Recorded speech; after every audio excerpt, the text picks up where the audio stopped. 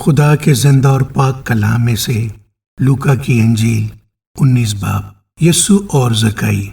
وہ یرو میں داخل ہو کر جا رہا تھا، اور دیکھو زکائی نام ایک آدمی تھا جو محصول لینے والوں کا سردار اور دولت مند تھا۔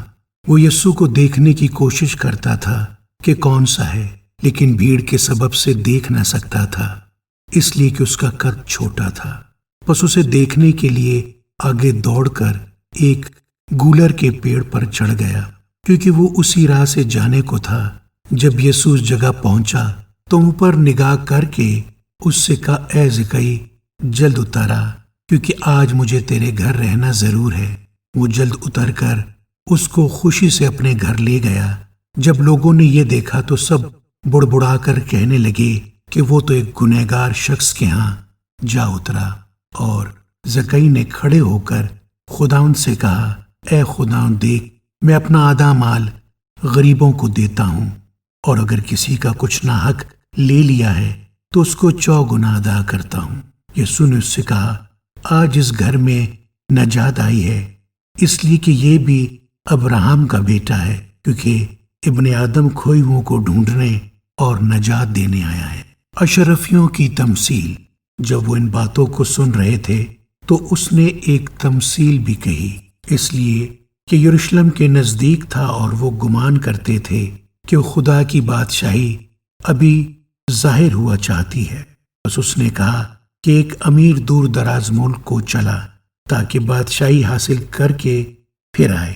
اس نے اپنے نوکروں میں سے 10 کو بلا کر انہیں 10 اشرفیاں دی، اور ان سے کہا کہ میرے واپس آنے تک لین دین کرنا۔ لیکن اس کے شہر کے آدمی اس سے عداوت رکھتے تھے، اور اس کے پیچھے ایلچیوں کی زبانی کہلا بھیجا کہ ہم نہیں چاہتے کہ یہ ہم پر بادشاہی کرے۔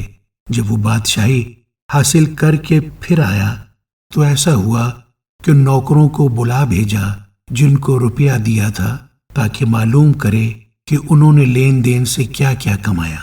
پہلے نے حاضر ہو کر کہا، خداوند، تیری اشرفی سے 10 اشرفیاں پیدا ہوئیں۔ اس نے اس سے کہا، اے اچھے نوکر، شاباش، اس لیے کہ تو نہایت تھوڑے میں دیانتدار نکلا، اب تو 10 شہروں پر اختیار رکھ۔ دوسرے نے آ کر کہا، اے خداوند، تیری اشرفی سے 5 اشرفیاں پیدا ہوئیں۔ اس نے اس سے بھی کہا کہ تو بھی 5 شہروں کا حاکم ہو۔ تیسرے نے آ کر کہا، اے خداوند، دیکھ، تیری اشرفی یہ ہے جس کو میں نے رومال میں باندھ رکھا، کیونکہ میں تجھ سے ڈرتا تھا، اس لیے کہ تو سخت آدمی ہے، جو تو نے نہیں رکھا اسے اٹھا لیتا ہے، اور جو تو نے نہیں بویا اسے کاٹتا ہے۔ اس نے اس سے کہا، اے شریر نوکر، میں تجھ کو تیرے ہی منہ سے ملزم ٹھہراتا ہوں۔ تو مجھے جانتا تھا کہ سخت آدمی ہوں، اور جو میں نے نہیں رکھا اسے اٹھا لیتا، اور جو نہیں بویا اسے کاٹتا ہوں۔ پھر تو نے میرا روپیہ ساہوکار کے ہاں کیوں نہ رکھ دیا کہ میں آ کر اسے سود سمیت لے لیتا؟ اور اس نے ان سے کہا کہ جو پاس کھڑے تھے کہ وہ اشرفی اس سے لے لو، اور 10 اشرفی والے کو دے دو۔ انہوں نے اس سے کہا، خداوند، اس کے پاس 10 اشرفیاں تو ہیں۔ میں تم سے کہتا ہوں کہ جس کے پاس ہے اس کو دیا جائے گا، اور جس کے پاس نہیں اس سے وہ بھی لے لیا جائے گا جو اس کے پاس ہے۔ مگر میرے ان دشمنوں کو جنہوں نے نہ چاہا تھا کہ میں ان پر بادشاہی کروں، یہاں لا کر میرے سامنے قتل کرو۔ یروشلم میں شاہانہ داخلہ۔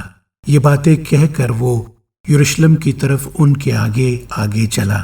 جب وہ اس پہاڑ پر جو زیتون کا کہلاتا ہے، بیت فگے اور بیت انیا کے نزدیک پہنچا، تو ایسا ہوا کہ اس نے شاگردوں میں سے 2 کو یہ کہہ کے بھیجا کہ سامنے کے گاؤں میں جاؤ، اور اس میں داخل ہوتے ہی ایک گدھی کا بچہ بندھا ہوا ملے گا، جس پر کبھی کوئی آدمی سوار نہیں ہوا۔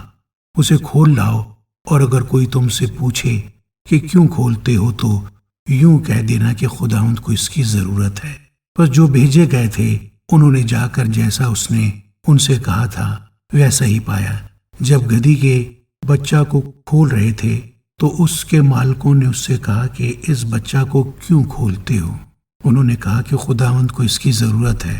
وہ اس کو یسوع کے پاس لے آئے اور اپنے کپڑے اس بچہ پر ڈال کر یسوع کو سوار کیا۔ جب وہ جا رہا تھا تو وہ اپنے کپڑے راہ میں بچھاتے جاتے تھے، اور جب وہ شہر کے نزدیک زیتون کے پہاڑ کے اتار پر پہنچا تو شاگردوں کی ساری جماعت ان سب معجزوں کے سبب سے جو انہوں نے دیکھے تھے خوش ہو کر بلند آواز سے خدا کی حمد کرنے لگی کہ مبارک ہے وہ بادشاہ جو خداوند کے نام سے آتا ہے، آسمان پر صلح اور عالم بالا پر جلال۔ بھیڑ میں سے بعض فریسیوں نے اس سے کہا، اے استاد، اپنے شاگردوں کو ڈانٹ دے۔ اس نے جواب میں کہا، میں تم سے کہتا ہوں کہ اگر یہ چپ رہیں تو پتھر چلا اٹھیں گے۔ یسوع یروشلم پر روتا ہے۔ جب نزدیک آ کر شہر کو دیکھا تو اس پر رویا اور کہا، کاش کہ تو اپنے اسی دن میں سلامتی کی باتیں جانتا، مگر اب وہ تیری آنکھوں سے چھپ گئی ہیں، کیونکہ وہ دن تجھ پر آئیں گے کہ تیرے دشمن تیرے گرد مورچہ باندھ کر تجھے گھیر لیں گے اور ہر طرف سے تنگ کریں گے، اور تجھ کو اور تیرے بچوں کو جو تجھ میں ہیں زمین پر دے پٹکیں گے، اور تجھ میں کسی پتھر پر پتھر باقی نہ چھوڑیں گے، اس لیے کہ تو نے اس وقت کو نہ پہچانا جب تجھ پر نگاہ کی گئی۔ یسوع ہیکل میں جاتا ہے، پھر وہ ہیکل میں جا کر بیچنے والوں کو نکالنے لگا اور ان سے کہا، لکھا ہے کہ میرا گھر دعا کا گھر ہوگا، مگر تم نے اس کو ڈاکوؤں کی کھو بنا دیا۔ اور وہ ہر روز ہیکل میں تعلیم دیتا تھا، مگر سردار کاہن اور فقی اور قوم کے رئیس اس کے ہلاک کرنے کی کوشش میں تھے، لیکن کوئی تدبیر نہ نکال سکے کہ یہ کس طرح کریں، کیونکہ سب لوگ بڑے شوق سے اس کی سنتے تھے۔ آمین۔